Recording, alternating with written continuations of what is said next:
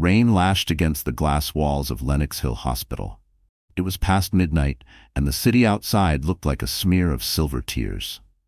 Inside delivery room 6, Grace Whitmore, 8 months pregnant and fighting contractions, clutched the rails of her bed. Her breathing was shallow, desperate. The fetal monitor beeped in uneven rhythm. "Doctor, I can't breathe," she gasped, voice cracking. The nurse at her side adjusted the mask, frowning. The oxygen level on the monitor flickered, then dropped. 96, 89, 75. Outside, through the narrow window in the door, a tall woman in a burgundy trench coat stood half-hidden near the equipment storage. Her manicured fingers, wrapped around a Cartier bracelet, twisted a small metal valve. Click. The soft hiss of air stopped. Inside, Grace arched her back in agony. The room alarm blared. The nurse panicked, shouting for help. The fetal heartbeat line flattened for a split second before flickering again. "Oxygen failure. Get the resident." The woman in the trench coat, Sloan Hart, PR director of Lancaster Dynamics, turned sharply, walking down the corridor as if nothing had happened. Her heels clicked like a metronome counting down someone's life. Downstairs in the private waiting area, Cole Lancaster, Grace's husband and CEO of one of New York's most powerful corporations, stared coldly at his iPhone 15 Pro. His voice was calm, detached when he spoke into it. "Make sure no one connects this to me. I want it quiet. You understand?" He hung up, looked at the rain hitting the window, and whispered to himself, "This chapter ends tonight." Back upstairs, chaos unfolded. The senior nurse, Elena Torres, burst into the room and spotted the disconnected tube near the oxygen port. She grabbed it, reattached it, and oxygen began to flow again with a hiss. Grace coughed violently, gasping for air. The baby's heartbeat fluttered weakly on the screen. "Stay with us, Grace. Stay." Elena pressed the call button for emergency support. The obstetrician rushed in, barking orders. Within moments, the room was filled with blinding white light, hands, voices, panic. But amid the noise, Elena's eyes locked on the maintenance log tablet left on the counter. Still open, still recording. Someone had swiped an access card just minutes earlier. VHale admin, Dr. Victor Hale, the chief obstetrician. Her gut twisted. Grace's consciousness faded in and out.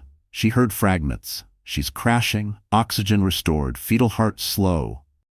Then darkness. When she woke hours later, everything was white. Curtains, ceiling, machines. Her newborn lay in an incubator beside her, small but breathing. The doctor said, "You're lucky. 3 more minutes without oxygen and we'd have lost both of you." Lucky, the word echoed cruelly. Through the fog of pain and sedatives, Grace noticed the faint outline of her husband in the hallway, speaking softly with Sloan. He wasn't looking at her. He was smiling. Her hand trembled as she reached for the oxygen mask, feeling the cold plastic against her skin. Something inside her broke and hardened. She didn't know it yet, but this accident would ignite a war of blood and legacy that would shake Manhattan's elite to its core. 2 weeks earlier, the world still thought Grace Whitmore was the picture of success. The media called her the modern fairy tale, the humble daughter of a distant billionaire married to one of Manhattan's most admired CEOs. Yet behind the marble smile, her world had already begun to crack. That night, the Plaza Hotel glittered with chandeliers and laughter. It was the annual Lancaster Dynamics Charity Gala, an event Grace had once helped organize, but this year she only attended as the wife. Her swollen belly pressed against the soft silk of a navy Dior gown, and her diamond wedding band caught the light every time she raised her glass to hide her trembling hand.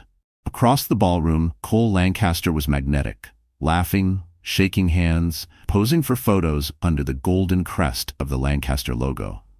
Beside him stood Sloan Hart, dressed in silver satin, her hand resting too comfortably on his arm. When reporters asked about the company's new rebranding, Cole smiled and said, "Sloan's been my right hand for everything." Grace felt her throat tighten. Someone nearby whispered, "She looks more like the wife than the assistant." The laughter that followed cut through her like glass. She retreated to the restroom, locking herself inside a marble stall. The sound of champagne glasses and jazz faded behind the heavy door. Her phone buzzed, a notification from a gossip blog. Cole Lancaster spotted hand in hand with mystery woman on Fifth Avenue. The photo showed Cole and Sloan, laughing under the awning of the Peninsula Hotel. Grace stared at the screen until her eyes blurred. She had seen that smile before. the same one he used to charm investors, to win rooms full of people. For years, she had convinced herself he loved her quietly, that his coldness was just stress. But now, under the bright cruelty of Manhattan lights, the truth was unavoidable. Still, she smiled when she returned to the table.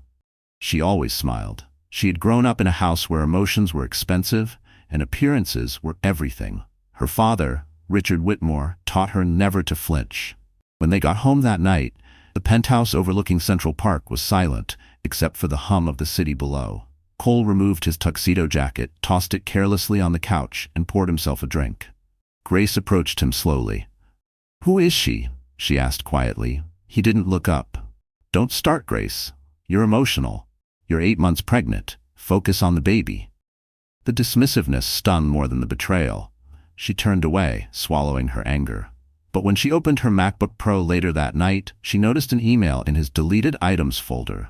Its subject line read, "Image Strategy, Single Power Executive." The attached proposal outlined a PR campaign, rebranding Cole Lancaster as a visionary bachelor CEO entering the next phase of leadership. Her heart froze. In the reflection of the screen, she saw herself, hair messy, face pale, hands shaking. Her whole marriage suddenly looked like a press release waiting to expire. She closed the laptop slowly, pressing a hand against her stomach. The baby kicked. Tears slipped down her cheeks, soundless. From the living room, Cole's voice echoed, "I have an early flight to San Francisco tomorrow. Don't wait up." He left the next morning before dawn. Grace stood by the window, watching his Mercedes S-Class disappear into the fog of Park Avenue. The city glowed beneath her feet, but she had never felt smaller. That afternoon, she went to a prenatal appointment alone. Dr. Maya Singh smiled warmly, explaining the baby's growth, the importance of rest. Grace nodded, pretending to listen. She was somewhere far away, inside her own silence. When she got home, a single red rose lay on the kitchen counter with a note, "Let's talk soon, S." Her breath caught. The handwriting was unmistakable, Sloane's. Grace sank into the chair, clutching the note. The Manhattan skyline glittered beyond the glass, beautiful and cruel. She didn't know it yet, but that rose wasn't an apology, it was a warning. The countdown to her destruction had already begun. The smell of antiseptic clung to the air like grief. 3 days had passed since the oxygen malfunction nearly claimed Grace and her newborn son. She woke to the rhythmic beep of machines, the soft hum of the NICU next door, and the emptiness beside her hospital bed. Cole hadn't visited once since that night. Not even a text. Only silence. Elena Torres, the night nurse who had saved her, stood quietly by the window. "Your vitals are stable now," she said, trying to smile. "The baby's breathing stronger each hour. He's a fighter like you." Grace wanted to thank her, but her throat ached with unshed tears. "Was it really an accident?" she whispered. Elena hesitated. Her fingers tightened around the patient log tablet she was holding. "The report says yes, but the timing doesn't feel right. I checked the maintenance log. Someone accessed the oxygen controls just before the alarm." Her voice dropped to a whisper. "Don't trust anyone yet." Before Grace could reply, the door opened, and the world seemed to still. Richard Whitmore stood there, tall and composed, his silver hair catching the sterile light. In his charcoal coat and tailored suit, he looked like power personified. For years, Grace had only seen him in magazines or business journals, always surrounded by board members, rarely by family. Now, for the first time in a decade, he looked at her not as an executive, but as a father. "Dad?" Grace's voice cracked. He approached the bed, his usually unreadable face trembling at the sight of the tubes, the bruises, the pale skin of his only daughter. "You almost died," he said quietly, his voice shaking for the first time in her memory. "Why didn't you call me sooner?" Grace turned away. "You stopped answering when I married him." Silence. Then a sigh heavy with regret. "Because I thought you were safe." He pulled a leather chair closer and sat down beside her. "I was wrong." Behind him, Daniel Brooks, Richard's longtime head of security, stood like a silent shadow. The moment Richard entered the hospital, he had already set things in motion. Background checks, quiet calls, legal observers. When Richard Whitmore moved, the city trembled. He placed a hand over Grace's. "You don't have to speak of it now, but I will find out what happened here." She met his gaze, strong, familiar, terrifyingly determined. "He did this, didn't he?" Richard didn't answer, but his silence was confirmation enough. Later that evening, in the hospital's private lounge, Richard gathered his team: Daniel, a private attorney, and a cybersecurity specialist named Ava Chen. The lights were dim, the Manhattan skyline glowing through the wide glass. "I want every log from that night," he said. "Oxygen systems, staff entries, security footage, all of it. If there's a shred of manipulation, we expose it." Daniel nodded. "Already pulling badge data. There's a record under Dr. Victor Hale's credentials, used twice within a 2-minute window." "Then start with Hale," Richard said. His tone was ice. "Find who paid him." Downstairs, Cole finally appeared. He wore a dark overcoat and that same cold smirk. "Richard," he greeted, voice dripping with false civility. "Didn't expect you to fly back so soon." Richard stood. "When someone tries to kill my daughter, I don't wait for an invitation." Cole's smile faltered. "Careful with your words. It was an equipment failure." Richard stepped closer, his voice calm but lethal. "So you say, but remember, money built you, and money can bury you." They stood face to face, two men of power separated by morality. One built his empire with honor, the other with deceit. As Cole turned to leave, he muttered, "You're too late. She's already mine." Richard watched him go, then whispered to Daniel, "Not for long." That night, as Manhattan's skyline shimmered below, Richard Whitmore declared a silent war, a father's revenge cloaked in strategy, wealth, and ruthless precision. Monday morning dawned cold and glassy over Manhattan. From the 48th floor of Lancaster Tower, the skyline glowed like a field of knives. Cameras flashed. Journalists crowded the lobby. The company had called a press update to address the incident that nearly killed Grace Whitmore, the CEO's wife. Cole Lancaster, immaculate in a charcoal suit and Rolex gleaming at his wrist, stood before the microphones. His tone was smooth, rehearsed. "It was an unfortunate malfunction," he said. "Our thoughts are with my wife and son. Thankfully, both are stable. We're cooperating fully with hospital authorities." Beside him, Sloane Hart scanned her notes with a perfect PR smile. To the cameras, she was poised. To those who knew her, she was pure calculation and silk. "Let's control the narrative," she had told Cole an hour earlier. No guilt, just sympathy. Behind closed doors, she'd already scheduled trending hashtags, Miracle Mother and Strong CEO Family. Within minutes, sympathetic posts flooded social media. The world saw a grieving but dignified husband, a man holding his family together. But not everyone believed the show. Across town, in a discreet apartment near Columbus Circle, Ava Chen sat with her MacBook Pro open, lines of data scrolling like rain. "This isn't just a glitch," she murmured. "Look at the access times." She enlarged the hospital log. Oxygen control tampered with at 2:13 a.m., exactly when Grace coded. And the ID used? V. Hale admin. Daniel Brooks leaned over her shoulder. "Dr. Victor Hale," he muttered. "Chief obstetrician, but why would he risk his license?" "Because someone paid him," Ava replied, "and whoever did it is smart enough to cover the trail, temporarily." She typed another command, pulling metadata from hospital cameras. One clip caught a faint reflection on a glass panel, someone walking past the storage cabinet moments before the alarm, the outline of a woman in a burgundy coat. "Pause there," Daniel said, his voice tightening. "Zoom in." The image sharpened, Sloane Hart, face half lit by emergency light, her Cartier bracelet catching a glint. Ava exhaled. Well, the PR queen was in the wrong room at the wrong time. Meanwhile, at Park Avenue, Richard Whitmore's penthouse buzzed with quiet fury. He stood by the window, speaking to Eleanor Park, an independent board member of Lancaster Dynamics known for her integrity. "Eleanor, I don't want a scandal," he said coldly. "I want truth. If this was negligence, fine, but if it was deliberate, that company's leadership will answer." Eleanor's voice was steady. "If you bring me proof, Richard, I'll call for an internal inquiry, even if it costs me my seat." Down at Lancaster Tower, Cole sipped espresso in his office, Manhattan glittering behind him. Sloane entered, heels clicking on the marble floor. "Press went perfect," she said, sitting on the edge of his desk. "You looked heroic. Trending #1 in under an hour." Cole smirked. "Good. Keep pushing the accident angle." She leaned closer. "You're not worried about her father?" Cole's eyes darkened. "Whitmore's a relic.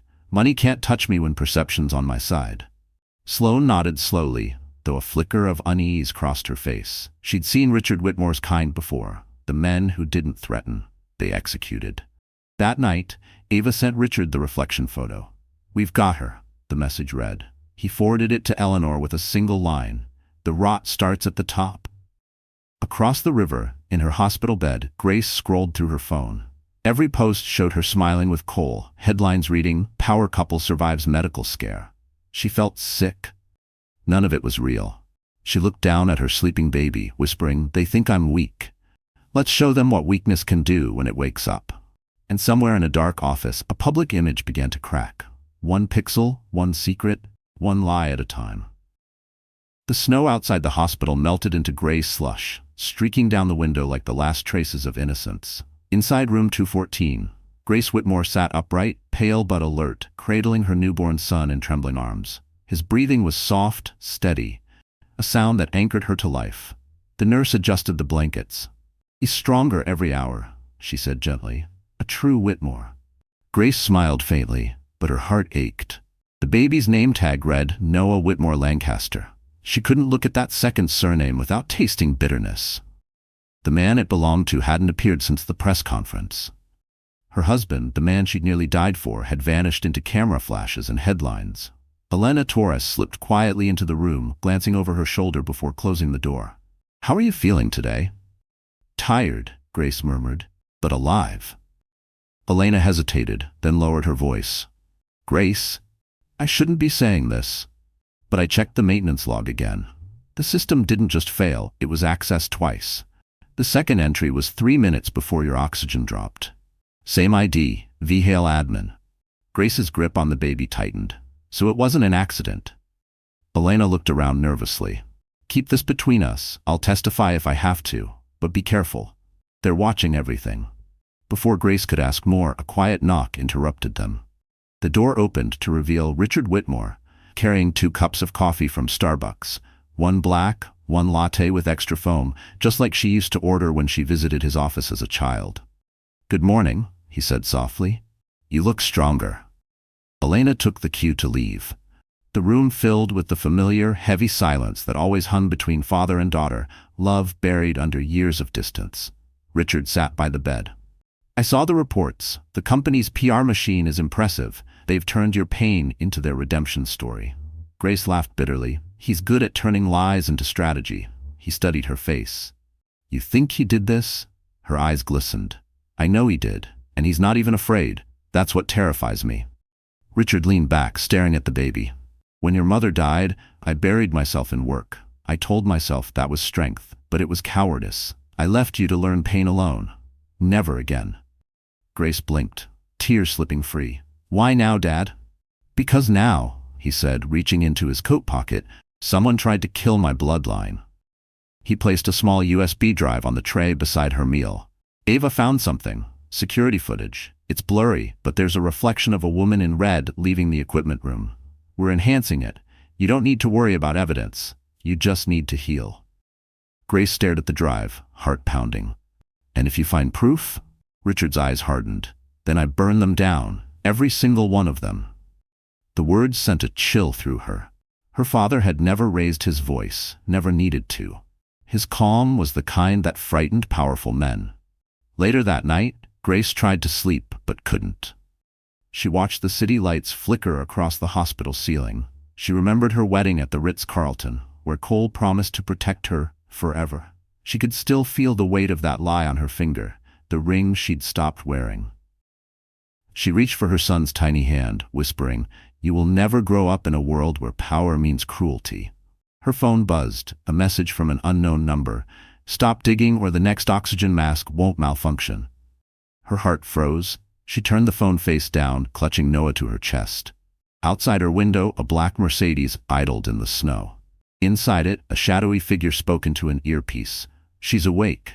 Tell him she's not backing down." The snowstorm had passed, but the chill inside Lenox Hill Hospital lingered. Nurses whispered in corridors, doctors avoided eye contact, and every shadow seemed to carry a secret. For Elena Torres, the woman who had saved Grace's life, fear was no longer abstract, it was personal. That evening, she stood in the supply closet, her heart pounding as she copied files from the hospital's internal server onto a small USB drive. Each click of her mouse felt like a countdown to disaster. When the progress bar finally reached 100%, she exhaled shakily and slipped the drive into her uniform pocket. The hallway outside was quiet. Too quiet. Elena peeked out and saw Dr. Victor Hale walking toward the elevators, his white coat perfectly pressed, his face unreadable. He had always been polite, too polite.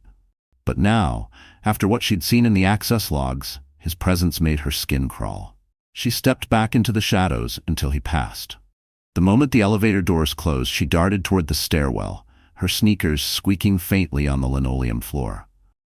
In her car parked across the street, she pulled out her phone and dialed the number Daniel Brooks had given her. "It's Elena," she whispered. "I have the maintenance logs and the access card data. It proves someone opened the oxygen system manually. Twice." Daniel's voice came through, calm but urgent. "Don't email it. Meet me in person. There are eyes everywhere." "I can't leave the hospital till midnight," she said. "They've changed my schedule. Again." "Then hold on. I'll come to you," he promised. Elena ended the call and leaned back against the seat. Her hands were shaking. Through the windshield, she saw the hospital's bright windows reflected on the wet asphalt. For the first time in years, she wished she had never taken the night shift. Inside the hospital, Grace tried to rest. Richard had gone home briefly to handle business, promising to return before dawn.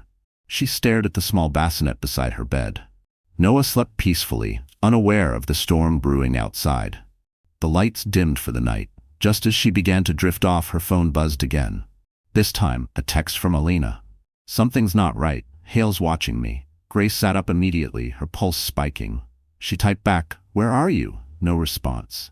Meanwhile, Daniel was already on his way. His Mercedes S-Class cut through the quiet Manhattan streets, wipers slicing the drizzle. He parked in a side alley near the staff entrance and waited. Elena appeared 5 minutes later, breathless, clutching her coat around her. She climbed in, glancing over her shoulder. "He knows," she whispered. "I think he saw me copy the files." Daniel started the car. "Then you did the right thing. Give me the drive." She handed it over, her fingers trembling. "There's more. Emails, timestamps. Someone from corporate authorized those system overrides." "Corporate?" Daniel frowned. "Who?" Before she could answer, her phone buzzed. Unknown number. A text. "Stop before you disappear like your last patient." Elena went pale. "Oh my God." Daniel hit the gas. "We'll keep you safe. Whitmore won't let this slide." At 1 a.m., they reached the underground garage beneath Whitmore Holdings. Ava Chen was waiting, laptop open, coffee steaming beside her. She took the USB, began decrypting files. 5 minutes later, she looked up, face ashen. "Daniel, this wasn't just Hale. Someone inside Lancaster Dynamics approved a medical intervention labeled Client Private Directive, and the signature." She turned the screen toward them. It was Cole Lancaster's digital authorization. Elena covered her mouth. He ordered it.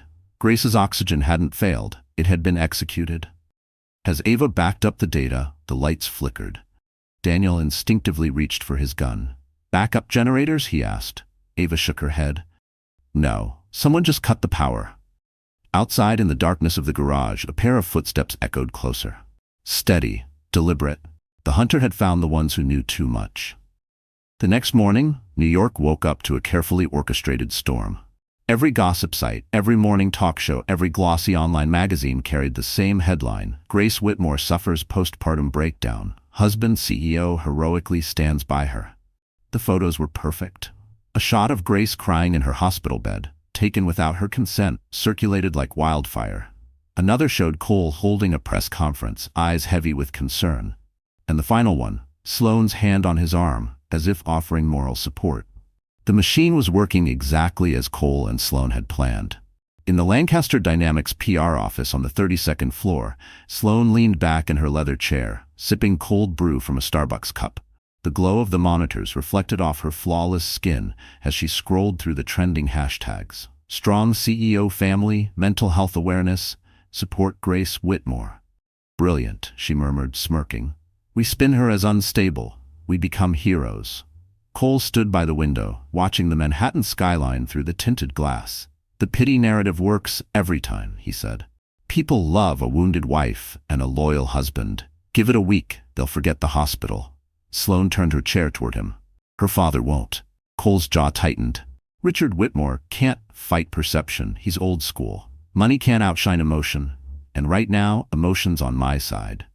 Down on Park Avenue, Richard watched the same news feed in silence. Ava and Daniel stood nearby, waiting for his reaction. The video played again, Grace crying, headlines screaming postpartum meltdown. She hasn't even spoken to the press, Ava said bitterly. They're fabricating everything.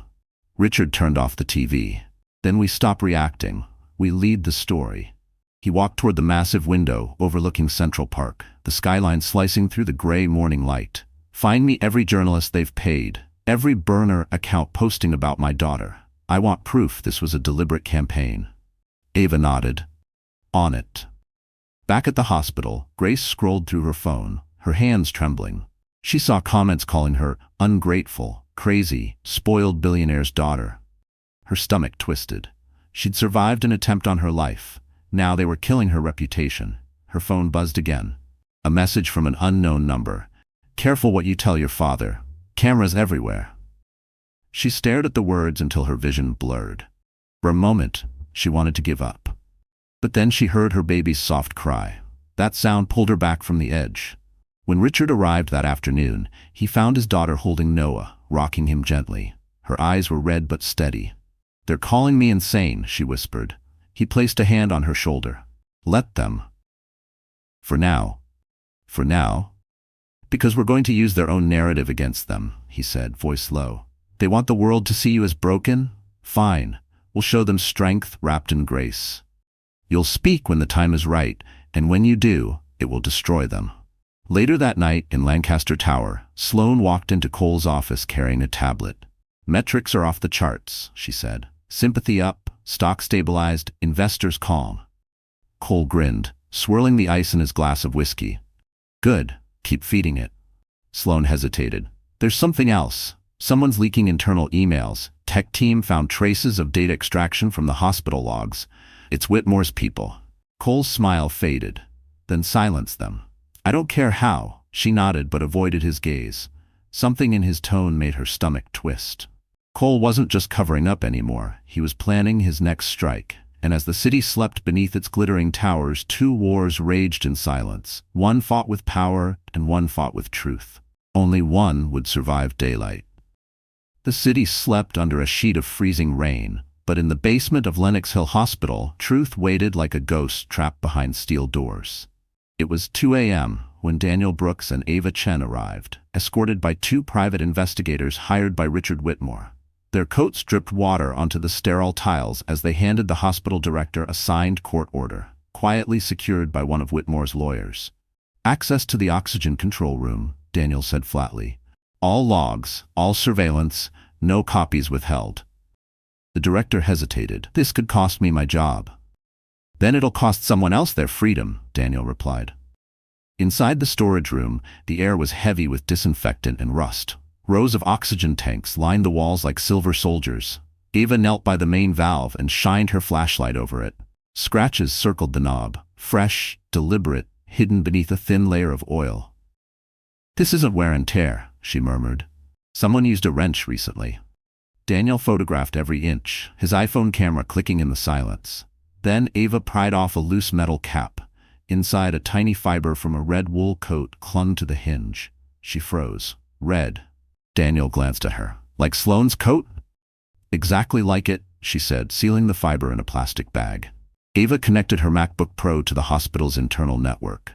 Let's see the access footage. Most cameras showed static or corrupted timestamps, but one corner cam, angled toward the corridor, flickered to life. For 3 seconds, the reflection of a woman passed through the frosted glass of the supply door, hair in a bun, tall, wearing red.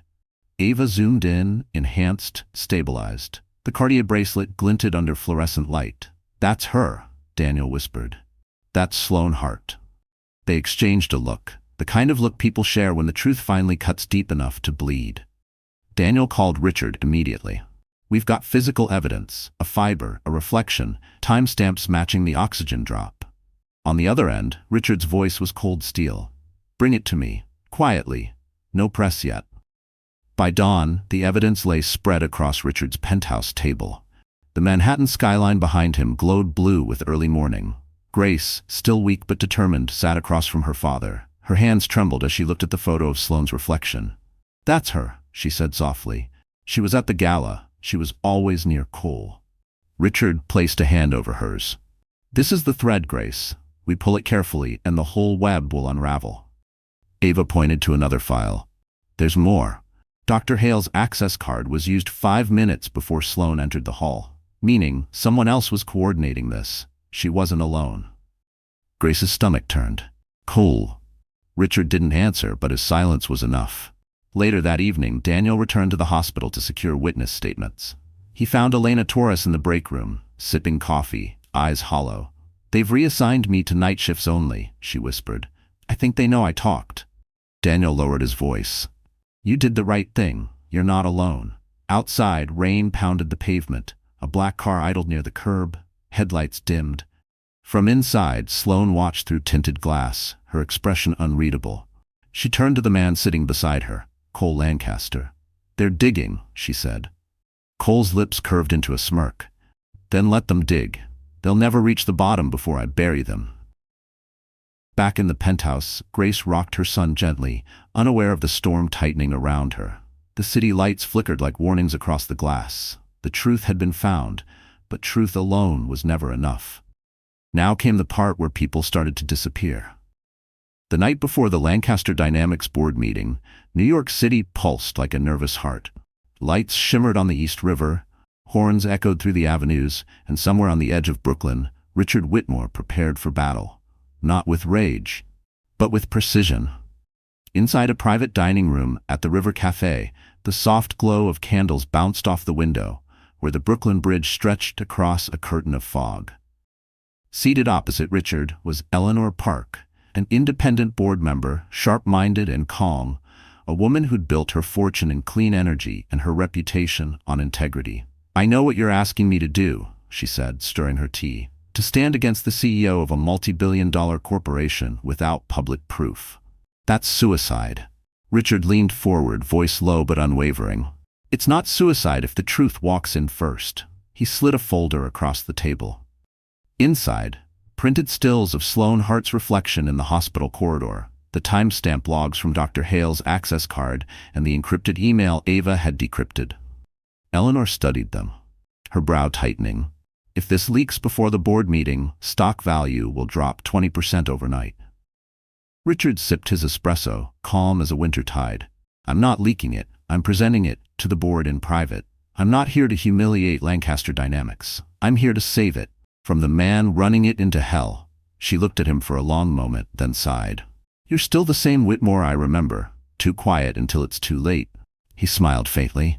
This time, I intend to be right on time. Meanwhile, uptown at Grace's penthouse, the mood was softer, but no less heavy. Grace sat in a rocking chair, her son Noah asleep in her arms. On the side table sat her Kindle, open to Atomic Habits, a small piece of calm in the chaos. She read the line, "Every action you take is a vote for the person you wish to become," she whispered to herself. Then let tomorrow be my first vote. Richard arrived home just before midnight. Grace looked up as he entered, exhaustion shadowing her face. You met Eleanor? She asked. He nodded. She'll do what's right. But Cole will fight back hard. He'll try to discredit me, maybe even you. Be ready for that. Grace looked at him, eyes steady. Let him. I've been discredited before. This time, I have nothing left to lose. For the first time in weeks, Richard smiled. Not with pride, but recognition. His daughter was no longer just surviving. She was becoming dangerous in her truth. Across the city, in the top-floor suite of Lancaster Tower, Cole poured himself a drink. Tomorrow they'll try to corner me, he told Sloane, pacing by the panoramic window that framed the Manhattan skyline. But they forget who built this empire. Every board member here owes me something. Sloane hesitated. You can't buy everyone forever, Cole. He turned, eyes cold. No, but I can make them afraid to cross me. She watched him quietly, a flicker of doubt in her expression. She had chosen the wrong side, and for the first time, she knew it. Down in the penthouse garage, Daniel checked the Mercedes, ensuring security was tight. He turned to Richard. Tomorrow's meeting could get ugly. Richard adjusted his cufflinks. Then we'll meet them with elegance. When he stepped into the elevator, the city seemed to hum beneath him. Alive, electric, dangerous. Above the skyline, a storm gathered, low and heavy, reflecting in the glass towers like molten silver. Grace kissed her son goodnight and whispered, "Whatever happens tomorrow, the truth walks with us." Tomorrow would not just decide who ran Lancaster Dynamics, it would decide who survived it. Morning broke like steel, cold, sharp, and merciless. The rain had stopped, but the city's towers still dripped from the storm, mirroring the tension that hung over Lancaster Tower. At 9 a.m., the 48th floor boardroom glowed under white lights. The skyline of Manhattan stretched endlessly beyond the glass. A long oval table gleamed like a mirror of power. Around it sat 12 board members, their expressions guarded, their eyes darting between two men: Cole Lancaster, the reigning CEO, and Richard Whitmore, the uninvited ghost from the company's founding past. Cole adjusted his Mont Blanc pen, letting it tap rhythmically against the mahogany. "Before we start," he said smoothly, "I want to make something clear. I am here as CEO, not as a husband under emotional attack. The recent gossip surrounding my wife's medical incident has been exaggerated and weaponized. I will not tolerate slander inside my company." The words echoed with false dignity. Sloane Hart sat beside him, head high, wearing a cream silk blouse that matched her icy calm. Her Cartier bracelet flashed each time she flipped a page of the PR report. Richard leaned back, unshaken. "Then let's talk facts, not gossip." He opened a black leather folder and slid a series of photographs across the table, each one time-stamped, each one undeniable. Ava Chen stood behind him, laptop in hand.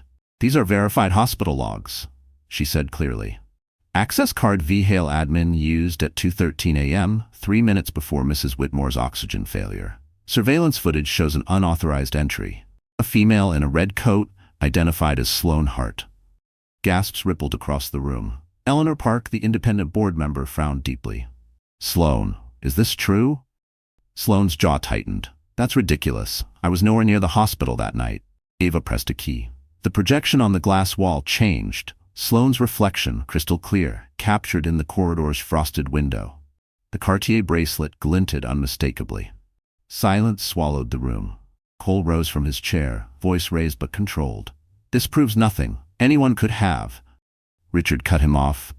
"Access the oxygen line? Ordered a medical override under your own digital signature?" A murmur broke out. Board members exchanged nervous glances. Eleanor leaned forward. "Cole, we've reviewed your private directives. One of them, client private intervention, was signed by you. Would you care to explain that?" Cole's mask finally cracked. "You think I'd try to kill my wife? You think I'd risk my company for that?" Richard stood, his voice quiet but lethal. "You risked it the moment you forgot what power costs when it's unchecked." Cole turned red, slamming his hand on the table. "You think your money can control this board?" "No," Richard said calmly, "but the truth can." Ava pressed another key. The audio file began to play. Sloane's voice, trembling, recorded on her phone the night before she fled the hospital. Cole said, "Don't let her deliver tonight. He has a meeting tomorrow." He said, quote, "Make sure the timing's right." The sound of Cole's voice followed, cold, impatient, unmistakable. Sloane froze, realizing too late what had just surfaced. Her eyes darted to Cole, who stared at her in disbelief. "You recorded me?" he hissed. Eleanor Park rose from her seat. "Effective immediately, I'm calling for a vote of temporary suspension pending investigation." Hands raised.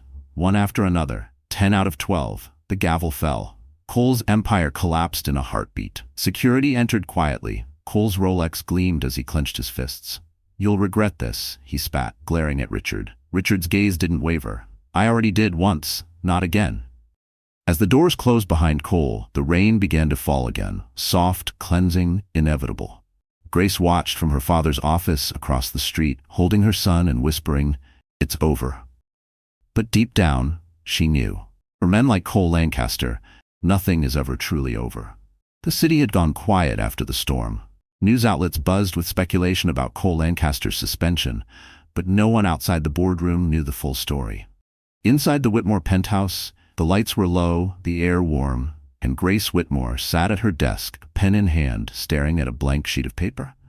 Her baby Noah slept peacefully in a cradle nearby. The faint hum of the city below was the only sound breaking the silence. She picked up her Mont Blanc pen, a gift from her father when she turned 21, and began to write, not an email, not a statement for the press, but a letter to her son. My sweet Noah, when you're old enough to understand, you'll hear things about the night you were born. Some will call it an accident. Some will say it was fate. But the truth is, it was neither. It was survival. Yours, mine, ours. Her handwriting trembled. She paused, eyes filling with tears. I thought love could fix everything. I thought if I worked harder, forgave more, stayed quiet longer, he would see me. But power doesn't see love, it consumes it. She stopped, breathing deeply, her reflection wavering in the polished wood. For so long she had lived in someone else's story. Cole's narrative, Cole's image, Cole's world. Now, for the first time, she was writing her own. Down the hall, Richard knocked softly before entering. He looked older, more human than he had in years. "You're awake," he said, noticing the letter. Grace smiled faintly. "Couldn't sleep. Thought I'd leave something behind for him, just in case." Richard walked over and sat across from her. "You won't need to leave anything behind, Grace. You'll be here to tell him yourself." She nodded, but didn't stop writing. "You always think you have time, Dad. Then one day, someone cuts your oxygen, and you realize you've been running on borrowed air your whole life." He said nothing. He didn't need to. His silence was the apology he could never articulate. On the table beside her sat a small velvet pouch. Grace reached inside and pulled out her wedding ring. The platinum band Cole had placed on her finger under the golden chandeliers of the Ritz-Carlton. It used to symbolize forever. Now it was a relic of control. She placed it in Richard's palm. "I'm done wearing lies." He closed his hand around it. "Then let's start with truth." Later that morning, Ava Chen arrived with new documents. "The forensic audit is ready," she announced. "Cole's offshore accounts, private payments to Dr. Pa Hale, and something else, unauthorized fund transfers to Sloan Hart 3 days before your labor." Grace inhaled sharply. He paid her. Ava nodded. "To keep the press quiet, to erase surveillance backups, but she kept copies. I think she's scared now." Richard glanced at Grace. "Fear makes people dangerous, but it also makes them useful." Grace stood, wrapping a shawl around her shoulders, the city's gray light spilling through the window. "Then let her talk. Let everyone talk. I'm done hiding." That evening she dressed simply, a white blouse, no jewelry, her hair loose. She looked into the mirror and almost didn't recognize herself. The fragility was gone. What remained was quiet strength. She turned to Noah, now awake and smiling, his tiny fingers reaching for her. "You saved me," she whispered. "You made me remember who I am." Outside, the world still called her unstable, broken, the CEO's tragic wife. But Grace Whitmore no longer cared. She folded her letter, sealed it, and placed it in a box marked "For Noah, when he's ready." Tomorrow, she would speak for the first time, not as a victim, but as a woman reclaiming her story. And once she began, there would be no stopping her. The studio lights glowed warm and soft, washing over Grace Whitmore as she sat in front of the camera. It wasn't a talk show or a glossy news segment. It was something smaller, more intimate. A quiet interview filmed by an independent journalist her father trusted.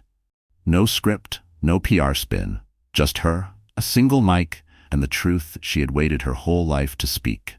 The journalist adjusted his Sony camera, nodding. "Ready when you are, Mrs. Whitmore." She smiled faintly. "Please, just Grace." He pressed record. For a long moment she said nothing. The hum of New York outside filled the silence. Car horns, wind, life continuing, unaware that the woman on screen was about to shatter a powerful man's empire. "When I went into labor," she began softly, "I thought it would be the most beautiful moment of my life. It almost became my last." Her hands trembled slightly, but her voice stayed steady. "The machine that was keeping me alive, my oxygen, was tampered with. Someone wanted to make sure I didn't walk out of that hospital." The camera operator froze for a second, but kept rolling. Grace continued, her gaze unwavering. "My husband, Cole Lancaster, told the world it was an accident. His PR team turned my near death into a brand. But accidents don't happen with access cards and paid silence." Across the city, in his penthouse, Cole watched the live stream on his MacBook Pro, whiskey glass in hand. His knuckles whitened as her voice echoed through the speakers. "I stayed quiet because I was afraid," she said. "Afraid no one would believe me. Afraid of the headlines, the lawyers, the money. But then I remembered. I almost died trying to bring my son into this world. What else could they take from me?" A single tear slid down her cheek, catching the light like glass. At the back of the room, Richard Whitmore and Ava Chen watched silently. Richard's expression was unreadable, but pride flickered in his eyes. Ava typed furiously on her MacBook, tracking engagement. Within minutes, Grace's name was trending across Twitter and YouTube. Grace Whitmore speaks. Truth over power, the Oxygen Files. Grace's tone softened. This isn't just about me. It's about every woman told to stay quiet for the sake of someone else's reputation. Power doesn't protect, it destroys when unchecked. In the control booth, the journalist whispered, "This is gold." But for Grace, it wasn't gold. It was release. Every word lifted a weight from her chest, every sentence reclaiming a piece of herself. At that exact moment, Sloane Hart sat alone in her high-rise apartment, watching the interview in horror. Her phone buzzed with messages from journalists, lawyers, and board members. She poured herself a glass of wine, hands shaking. On the screen, Grace's image filled the room, serene, defiant, unstoppable. "She's really doing it," Sloane whispered. When the camera cut off, Grace exhaled deeply. "Was that enough?" she asked quietly. Richard placed a hand on her shoulder. "It was perfect." Ava smiled. "You didn't just tell your story, you made the world listen." Later that evening, as the video racked up millions of views, Grace stood by the window overlooking the Manhattan skyline, the city lights shimmering below like 1,000 small hopes. Her phone vibrated again. Calls from reporters, women thanking her, strangers saying they finally had courage to speak. But one message froze her blood. It came from an unknown number. "You shouldn't have gone public, Grace. Accidents can happen twice." Her heart skipped. She turned off the phone, walked over to Noah's crib, and kissed his forehead. Then she whispered to the night, "You can threaten me all you want, but I don't scare that easily anymore."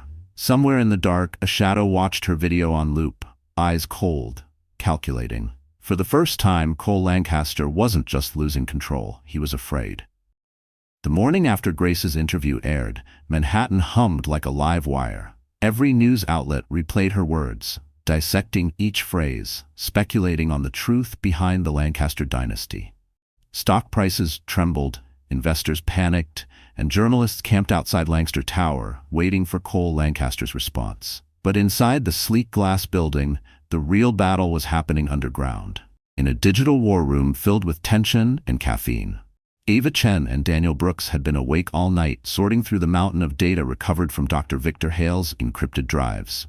"Half these files are decoys," Ava muttered, her fingers flying over the MacBook Pro keyboard. "Whoever set this up was paranoid." Daniel leaned over her shoulder, eyes scanning the code. "Paranoid or guilty?" She looked up. "Both." After an hour of decryption, a single folder appeared, Project Respira. Ava double-clicked. Documents filled the screen, financial transfers, private directives, and an internal memo signed by Cole Lancaster. Her pulse quickened. "Got it," Daniel frowned. "What's Respira?" Ava opened one file, a directive sent from Cole's corporate email to Dr. Hale. "Ensure medical timeline aligns with PR schedule. Subject must remain under observation until clearance." Her stomach turned. He treated his wife's labor like a media rollout. Daniel's jaw clenched, and he tried to erase her when the timing went wrong. Before Ava could respond, her laptop pinged, a remote access attempt. Someone was trying to wipe the files in real time. "Damn it, someone's in our system," she shouted, typing furiously. "They found us." Daniel unplugged the Ethernet cable, killing the connection. "Copy what you can. We move now." Ava transferred the files to a secure USB drive, tucking it inside her coat pocket. The rest of the data blinked out, replaced by a single message: "Stop playing detective." Meanwhile, at his penthouse, Cole stood in front of a giant TV wall displaying market data. His company's stock had dropped 12% overnight. Sloane Hart entered quietly, pale, clutching her phone. "They've got the files," she said. "Your name's on them, Cole." He didn't turn around. "Then burn everything. Hale's computers, backup servers, all of it. If Whitmore wants war, I'll give him one." Sloane hesitated. "You can't win this with fire." He turned, eyes burning with fury. "Watch me." Across town, Grace and Richard met Eleanor Park at a quiet corner booth in the Plaza Hotel. The world outside roared with gossip, but inside the suite, the air was calm and deliberate. Eleanor set down her phone. "I just received an anonymous tip. Lancaster's digital archives are being wiped as we speak. Whatever evidence you had may not exist tomorrow." Richard's jaw tightened. "Then we move tonight." Grace looked between them. Move how? Ava and Daniel burst in minutes later, rain-soaked and breathless. Ava placed the small USB drive on the table. This is what's left. It ties him to everything, the oxygen tampering, the hush payments, the rebranding plan. But someone tried to delete it while I was copying. They know we have it. Richard stared at the tiny drive like it was a loaded weapon. Then this is the bullet, he said quietly. Grace clenched her fists. So what do we do with it? Richard looked up at his daughter, eyes cold but certain. We don't leak it. We show it, at the hearing, in front of the board, under oath. Let the world see who he really is. Ava exhaled, relieved but wary. You realize Cole won't go down quietly. Richard smiled faintly. Neither do Whitmores. That night, while the city flickered beneath a bruised sky, a small fire erupted in the basement of Lancaster Tower. Hard drives melted. Servers hissed. Years of secrets turned to smoke. But far from the flames, in a locked briefcase on Richard Whitmore's desk, the final copy of Project Respira glowed faintly on one untouched USB. The Empire thought it had buried its sins. It hadn't realized the evidence was already walking toward its reckoning. The night sky over Manhattan was ink-black, streaked with silver rain. Lightning cracked against the skyline as if the city itself were splitting in two. Inside a glass penthouse overlooking the East River, Sloane Hart stood barefoot, wine glass trembling in her hand. She'd just watched the evening news, the words Project Respira flashing across the ticker like a curse. They knew. Her phone buzzed relentlessly, calls from lawyers, investors, reporters, but she ignored them all. The only message she cared about was from Cole Lancaster. She had texted him an hour ago, "We need to talk." No reply. Then, as if summoned by guilt, the private elevator chimed. Cole stepped out, drenched in rain, eyes wild. His usually tailored perfection was gone, tie loose, shirt half-buttoned, rage written across every line of his face. "You told them," he hissed. Sloane's blood ran cold. "What are you talking about?" He slammed the door behind him. "Don't play dumb, Sloane. You're the only one who had access to the files. You gave Whitmore the evidence." "I didn't," she snapped, setting her glass down. "But maybe if you hadn't turned your wife's hospital bed into a PR stunt, there'd be nothing to leak." Cole stalked closer, voice low, dangerous. "You're not innocent. Don't forget, you were there. You turned that valve. You helped me." She froze. The sound of his accusation filled the room like smoke. "You told me it was just a pressure adjustment," she whispered. "You said it was safe." He smirked. "You wanted to please me. Don't pretend you didn't enjoy the power." Tears welled in her eyes. "I risked everything for you, Cole. My career, my name." "Your name was nothing until I gave it meaning," he spat. "You're a prop. You always were." Something in her snapped. She reached into her desk drawer and pulled out a USB drive, the backup copy she had secretly kept from the Project Respira files. She tossed it onto the table. "Then maybe it's time the world sees what kind of monster you really are." For a heartbeat, Cole said nothing. Then his laugh broke the silence, low, cold, cruel. "You think that will save you? You're in this as deep as I am. You'll burn, too." He lunged for the USB. She grabbed it first, backing away, her voice trembling but defiant. "Not if I hand it to the right people first. The FBI is already watching your accounts. They'll believe me." Cole's eyes darkened. "You think Whitmore will protect you? He'll use you, then discard you. Just like I did." The words hit like a slap. For years, she'd convinced herself she was different, that Cole's affection meant power. Now she saw the truth. She was disposable. Cole took a step closer, then another. She clutched the USB tighter, heart pounding. "Stay back," she warned. He paused, lips curling. "Don't worry, Sloane. I'm not going to hurt you." He turned toward the door, his voice calm again, almost charming. "You'll destroy yourself just fine." When the elevator doors closed behind him, Sloane's legs gave out. She sank to the floor, trembling, realizing that the man she'd loved was no longer human, if he ever had been. Moments later, her phone lit up with a new message, from a blocked number. "If you want to live, deliver the drive to Park Avenue before sunrise." She stared at it, pulse racing. Whitmore. It had to be. Sloane grabbed her coat and slipped the USB into her pocket. Outside, thunder rolled across the river. She looked once more at the city she'd helped deceive, whispering to herself, "I'm done being his weapon." For the first time in years, she wasn't running from guilt. She was running toward redemption. But in Cole Lancaster's world, redemption always came with blood. The following morning, the storm clouds hung low over Manhattan, heavy as the tension inside Lancaster Tower. The building that once symbolized dominance now pulsed with anxiety, employees whispering in hallways, phones buzzing with half-truths, the air thick with corporate fear. On the 48th floor, the board of directors had gathered again in the executive conference room.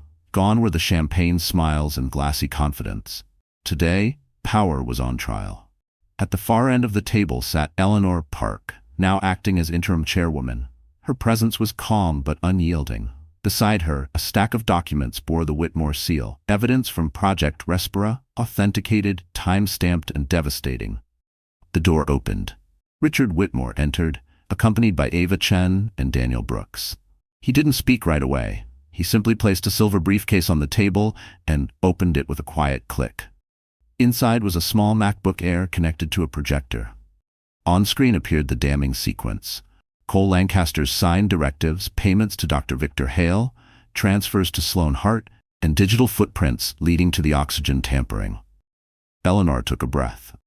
Ladies and gentlemen, what you're looking at is not speculation. It's a chain of deliberate actions ordered by our CEO. Actions that nearly cost the life of an innocent woman and her child. A murmur rippled through the board. One director whispered, "If this goes public, we're finished." Richard's voice was steady. "You're finished only if you protect him." Suddenly, the doors burst open. Cole Lancaster walked in, flanked by two bodyguards, wearing his usual confidence-like armor.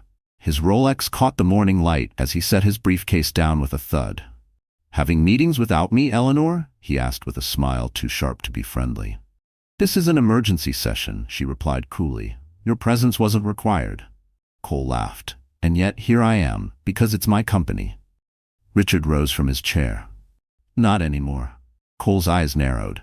"You think a few forged documents and a sob story from my wife can dethrone me?" Ava pressed play on a video file. Sloan Hart's face filled the screen, tired, pale, but resolute. Her recorded statement began to play. "This is Sloan Hart, former PR director. Everything you've heard is true. Cole Lancaster ordered the oxygen tampering at Lenox Hill Hospital. He told me to make it look like a medical malfunction. I was there, I saw it happen, and I can no longer live with the guilt." The room froze. Cole's color drained. "You think anyone will believe a woman trying to save herself?" Eleanor lifted a paper. "We already verified the footage metadata. It's authentic." Cole's charm finally cracked, rage flickering through his eyes. "You're all making a mistake," he hissed. "No," Richard said. "You made the mistake the moment you treated a human life like a marketing opportunity." Eleanor stood, voice clear. "The board votes today. Effective immediately, Cole Lancaster is removed as CEO of Lancaster Dynamics. All assets and responsibilities are transferred to an interim management council until federal authorities complete their investigation." Hands rose one by one, 11 votes to remove. Cole laughed bitterly. "You can't erase me. You need me." Richard stepped forward, calm as ice. "You were never the company, Cole. You were its infection." Security entered quietly, escorting him out. As the elevator doors closed, Cole turned back, his smile chilling. "This isn't over, Whitmore. Empires don't die, they evolve." Downstairs, rain began to fall again, washing the city in silver streaks. Eleanor exhaled, the weight of history pressing on her shoulders. Richard turned to Ava. "File everything with the Attorney General. By tonight, the world will know the truth." Grace watched the live feed from home, holding Noah close. For the first time since that night in the hospital, she felt air fill her lungs completely. Cole Lancaster had fallen, but monsters rarely stayed buried. The storm had passed, but thunder still lingered in the distance. Rain drummed against the courthouse steps like a metronome counting down justice. 2 days had passed since Cole Lancaster's removal as CEO, but the war was far from over. What was left of Lancaster Dynamics was now under investigation, and the eyes of New York and the world were fixed on the case that had torn open the walls of power. Inside the New York County Courthouse, tension hung heavy. Reporters jostled for space outside the marble pillars, their microphones raised like weapons. Flashbulbs erupted as Grace Whitmore, dressed in a simple black coat, stepped out of the car with her father beside her. She carried no jewelry, no pretense, just calm determination. "Mrs. Whitmore," a reporter shouted, "are you seeking revenge or justice?" Grace paused, meeting the flashing cameras head-on. "Justice," she said softly. "Revenge is for the guilty. I'm here for the truth." Inside the courtroom, Assistant District Attorney Linda Crow organized her files while Ava Chen connected her laptop to the courtroom monitor. The evidence was ready: the Project Respira documents, the audio recordings, the statement from Sloan Hart, and Dr. Hale's testimony. Every line pointed to one man, Cole Lancaster. Cole entered moments later, handcuffed, flanked by marshals. He still wore his arrogance like armor, but his face had lost its polish. No tailored suit could hide the exhaustion under his eyes. He scanned the courtroom, his gaze locking on Grace. She didn't flinch. The judge, Honor Margaret Fields, called the room to order. "State versus Cole Lancaster, case number 8943B. Charges include attempted manslaughter, medical interference, and corporate conspiracy." Cole smirked as if the words meant nothing. "Your Honor," his lawyer began smoothly, "my client is the victim of a family vendetta." Linda interrupted, her tone sharp. "The victim is Mrs. Whitmore, who nearly died while giving birth because her husband tampered with her oxygen supply for publicity control. The evidence is clear." A hush fell as the first exhibit appeared on screen, the digital signature authorizing controlled intervention, Project Respira. The date matched Grace's labor. The author, Cole Lancaster. The next clip played, Sloan Hart's recorded confession. Her voice filled the courtroom, breaking slightly as she spoke. "He said to delay her delivery until morning. When I told him the contractions had started early, he said, 'Then stop it. We're not ready for cameras.'" Cole's lawyer objected, shouting about coercion in context. The judge overruled him. Then came the final blow. Dr. Victor Hale, pale and trembling, took the stand. His voice cracked as he confessed, "He paid me $250,000 through a subsidiary account. He told me to make sure the oxygen alarm didn't interrupt the narrative. I didn't know it would go that far." Gasps rippled through the courtroom. Grace closed her eyes, a single tear slipping free, not of sorrow but release. Cole slammed his hands on the table, voice rising. "You think you can destroy me with lies? I built this city's trust. Without me, you're all nobodies." The judge's gavel struck hard. "Order." Richard leaned forward, speaking just loud enough for Cole to hear. "You built nothing. You borrowed integrity until it broke." Cole's mask shattered, his composure dissolved into fury. "You'll regret this, Whitmore, you and your broken daughter." But Grace stood, her voice calm and clear. "No, Cole, the only broken thing in this room is your soul." The courtroom fell silent. Even the cameras stopped clicking. Judge Fields adjusted her glasses. "Mr. Lancaster, you will remain in federal custody pending trial. Bail is denied." Cole's expression went blank as marshals took him by the arm. As they led him away, Grace whispered to her father, "It's finally ending." Richard looked at her gently. "No, sweetheart, it's finally beginning, the rebuilding." Outside, the storm that had haunted their lives for months began to break. But beneath the clearing sky, the battle for redemption had just begun. It was the morning of the public hearing, an event that would define not only the fate of Cole Lancaster, but also the reputation of every institution that had protected him. The courthouse plaza was a sea of umbrellas and flashing cameras. Reporters shouted over each other, the buzz of drones capturing every angle for live feeds across the world. Inside, the air was electric. Rows of journalists filled the benches. Investors, lawyers, and even employees of Lancaster Dynamics packed the gallery. The world wanted blood, or at least truth. Grace Whitmore sat at the prosecution table beside Assistant District Attorney Linda Crow, her hands steady despite the swarm of lights and whispers. She wore a plain white dress, symbolic, pure, unshakable. Across from her, Cole Lancaster adjusted his tie with that same cold precision, but his confidence was cracking. His eyes darted to the cameras, to Grace, then back to the floor. The judge entered, gavel striking once. "This hearing is now in session." Linda stood. "Your Honor, we call Mrs. Grace Whitmore as our first witness." Grace rose slowly. The walk to the witness stand felt endless. Every click of her heels echoed like thunder. When she sat down, she took a deep breath and met the judge's gaze. "Mrs. Whitmore," Linda began gently, "can you tell the court what happened the night you gave birth to your son?" Grace nodded. "It was supposed to be the happiest night of my life, but I remember the monitor beeping slower and slower. I couldn't breathe. I saw the nurses panic, but no one knew why the oxygen wasn't working. Later I found out it wasn't broken. Someone had turned it off. A wave of murmurs swept the room. Cole shifted in his seat, jaw tightening. Linda continued, "Did you ever suspect your husband was involved?" Grace hesitated, then spoke clearly. "No, not then. I trusted him. I thought he loved me, but love doesn't put profit before life." Cole's lawyer jumped to his feet. "Objection, emotional speculation." The judge waved him down. "Overruled. Continue." Grace looked directly at Cole. "He didn't just betray me. He betrayed the idea of family, of decency. He thought he could control perception, even death itself. But he forgot one thing. The truth always breathes." Her voice trembled, but her eyes didn't. Linda nodded. "Thank you, Mrs. Whitmore." As Grace stepped down, cameras flashed furiously. The room felt alive, charged with something more powerful than fear, justice beginning to breathe again. Next, Elena Torres, the nurse who had saved Grace's life, took the stand. Her uniform was crisp, her hands folded nervously. "Miss Torres," Linda asked, "can you confirm what you witnessed that night?"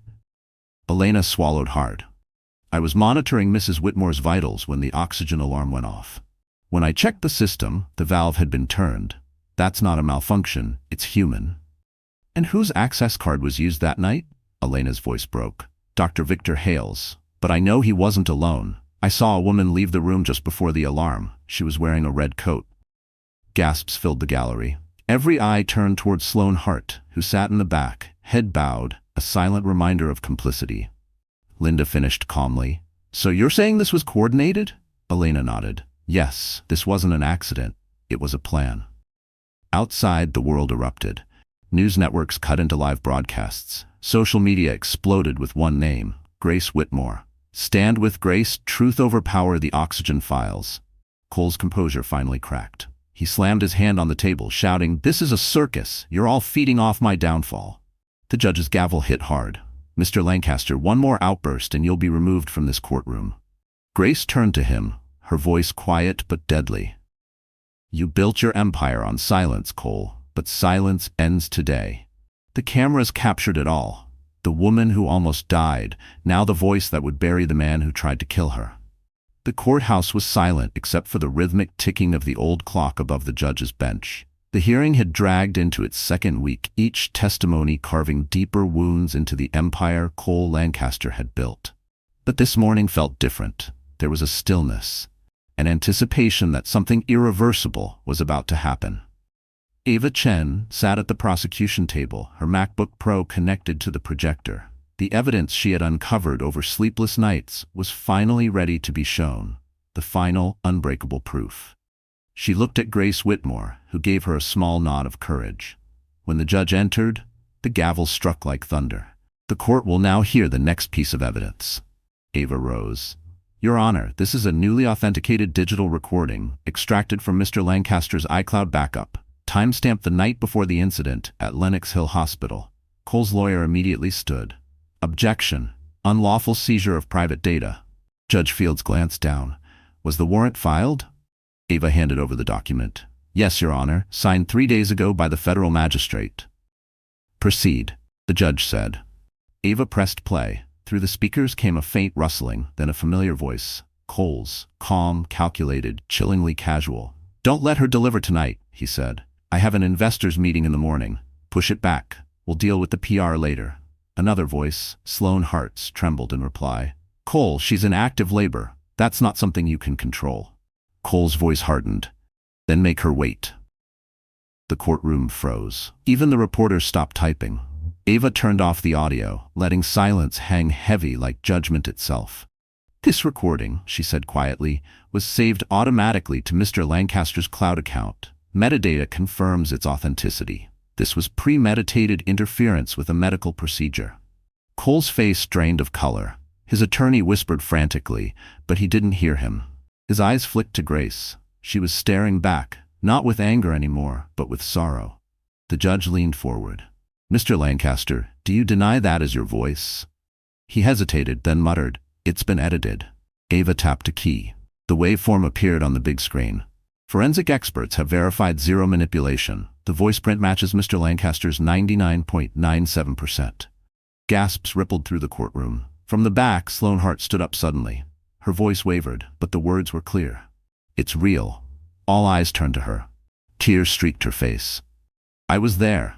I recorded it because I knew one day he'd try to destroy me too. I didn't stop him, but I won't hide anymore." The confession hit like a bomb. Cole shot her a look of pure hatred. "You think they'll believe a disgraced PR director?" He spat. Sloan met his glare. "They don't have to believe me. They just heard you." Judge Fields banged the gavel again to quiet the chaos. "This court will recess for 1 hour before closing arguments. Security, ensure both witnesses remain under protection." As the room emptied, Grace sat still, her hands clasped tightly together. Her father leaned close. "It's over," he whispered. But Grace shook her head. "Not yet. Truth doesn't end things, it exposes them." When Cole was escorted out, he passed her seat. For the first time, he looked small, stripped of power, stripped of polish, stripped of the image he'd worshipped. "You'll regret this, Grace," he hissed. "You always need someone to save you." She didn't even look up. Not anymore. Outside, the courthouse steps were flooded with journalists shouting her name. But for Grace, their noise faded into nothing. She looked up at the gray sky, breathing deeply, the same way she couldn't that night in the hospital. Only this time, the air was hers. The truth had finally spoken, and the man who silenced her once was now deafened by his own words. The courtroom was packed beyond capacity. Reporters stood shoulder to shoulder, lenses clicking like gunfire. The world had come to witness the downfall of Cole Lancaster, the man once hailed as the golden boy of Manhattan business, a man who now sat shackled at the defense table, his empire turned to ashes. Judge Fields entered, her black robe billowing as silence fell. This court will now hear the verdict. Every breath seemed to stop. Grace Whitmore sat in the front row, her father's hand resting on her shoulder. Ava Chen and Daniel Brooks stood beside them. Even Sloan Hart, now under protective custody, was present, her face pale, her eyes hollow. Cole stared ahead, unblinking. The arrogance that once defined him had dissolved into something colder, desperation. The judge's voice was steady, almost merciful. After reviewing the evidence, the Project Respira documentation, the recorded directive and testimonies from witnesses including Sloan Hart and Dr. Victor Hale, this court finds the defendant, Cole Anthony Lancaster, guilty on all charges: attempted manslaughter, corporate conspiracy, and obstruction of justice. Gasps rippled through the gallery. A reporter dropped his pen. Cole's attorney slumped back in defeat. Cole's jaw tightened. "This is a farce," he hissed under his breath. "You can't cage brilliance." The judge continued, ignoring him. "You are hereby sentenced to 25 years in federal prison, with no possibility of parole for the first 15. Your corporate holdings will be liquidated, and the proceeds directed to the Whitmore Foundation for Maternal Safety." Grace's heart skipped. The foundation, her foundation, was now funded by the very man who tried to end her life. Cole stood abruptly. "You think this will save her?" he shouted, pointing at Grace. "She's weak. She'll fall apart without me." Grace rose slowly, turning to face him. Her voice, calm and steady, cut through the noise. "You tried to end me, Cole, but you only ended yourself." Security moved toward him, but Cole laughed, a hollow, echoing sound that filled the chamber. "You'll never escape me, Grace. You're tied to my name forever." The judge's gavel struck hard. "Remove the defendant." As marshals led him away, flashes erupted. The cameras followed every step. The former king of Lancaster Dynamics, now reduced to a man in chains. Outside, the crowd roared, not in anger, but in something closer to catharsis. Grace felt her father's arm wrap around her shoulders. "It's over," he said softly. But she knew it wasn't over. It was transformation. Later that afternoon, a press conference was held on the steps of the courthouse. Grace stood behind a podium, microphones pointed like spears, the Manhattan skyline gleaming behind her. "I didn't fight this battle for revenge," she began, voice steady despite the tremor of exhaustion beneath it. "I fought because silence kills. It kills truth, it kills trust, and it nearly killed me." Reporters scribbled frantically as she continued. "Power without accountability is violence, and the women who survive it, who speak after being told to disappear, deserve more than sympathy. They deserve justice." The crowd erupted in applause. Cameras captured the tears she tried to blink away. Beside her, Eleanor Park handed her a folder. "The Attorney General's office has approved your foundation. You're its director now." Grace looked at the document, then at her father, who smiled for the first time in months. "You built this from pain," he said quietly. "Now build hope from it." As she walked away from the courthouse, the city shimmered under the golden afternoon sun.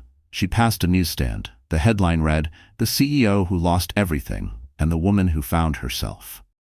Grace paused, staring at the words. Then she whispered to herself, "No, I didn't find myself. I rebuilt her." And somewhere behind the prison walls, Cole Lancaster watched the same headline, his empire gone, but his hatred burning like a dying star refusing to fade. A full year had passed since the trial, yet the echoes of that courtroom still lingered in Grace Whitmore's mind. The city had changed, and so had she. The name Lancaster no longer shadowed her. It was a chapter closed, a scar that no longer bled. Now sunlight spilled gently across her new office on Park Avenue, where the gold plaque on the glass door read, "Whitmore Foundation for Maternal Safety." Inside, the walls were lined with photos of mothers and children whose lives the foundation had already helped save. Grace stood by the window, coffee in hand, watching the Manhattan skyline glitter in the morning light. Behind her, Ava Chen typed at her desk, while Daniel Brooks discussed security protocols with the team. Their loyalty had never wavered. Richard Whitmore, though mostly retired now, still visited often, usually bringing a fresh Starbucks latte and quiet fatherly advice. "Media wants an update," Ava said, glancing up from her screen. "CNN's requesting an interview. They want to feature you as one of New York's most influential women of the year." Grace smiled faintly. "Influence isn't what saved me. People did." Just then, the door opened and Richard entered, holding a small velvet box. His silver hair gleamed under the light, and for the first time in years he looked truly peaceful. "Morning, sweetheart," he said, placing the box on her desk. "It's from Tiffany's, a proper reopening gift." Grace chuckled. "Dad, you don't have to. Open it." Inside was a delicate platinum pendant shaped like a heartbeat. She ran her fingers over it, emotion catching in her throat. "It's a reminder," Richard said softly, "that yours kept going when it almost didn't." She hugged him tightly, something they'd both learned to do again after years of distance. Later that afternoon, Grace visited the Lenox Hill Hospital for the first time since that night. The staff greeted her warmly, many of them emotional. Elena Torres, now head nurse, showed her the new wing funded by the Whitmore Foundation, modern equipment, emergency protocols, and most importantly, safeguards against tampering. Elena smiled. "Every life saved here now carries your story, Grace." Grace looked around, her eyes glistening. "No, Elena, it carries ours." As she walked down the hallway, she paused outside the same delivery room where everything had once gone wrong. The sound of a baby's cry echoed faintly from inside. For a second, time folded back. She was there again, gasping for air, fighting for both their lives. But this time the memory didn't crush her. It made her grateful. That evening, she returned home to her apartment overlooking Central Park. The sunset painted the sky in orange and rose. Little Noah, now walking, toddled toward her with his favorite toy train. "Mommy," he squealed, arms open wide. She knelt down, lifting him into her arms, his laughter melting away the last ghosts of pain. On the shelf behind them, her old wedding ring sat encased in a glass box, not as a symbol of regret, but as proof of survival. Her phone buzzed, an email notification from the Whitmore Foundation's inbox. The subject line read, "Grant Request, Women's Shelter San Francisco." She smiled, already planning the next step of expansion. Outside, the city glowed. The same city that had nearly buried her, now carrying her name with respect. As night fell, Grace stood on her balcony holding Noah close, the Tiffany pendant resting over her heart. She whispered, "You saved me, my love, and now we'll save others." Below, the traffic hummed like a lullaby.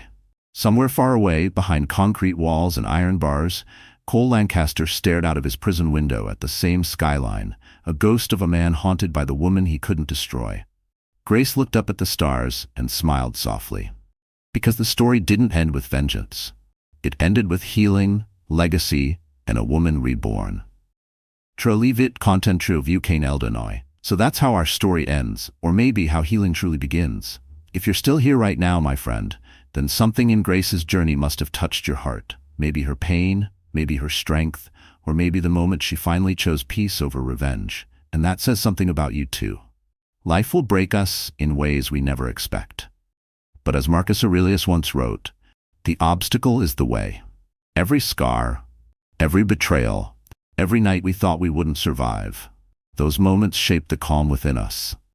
Like Grace, we can turn our pain into purpose, our wounds into wisdom.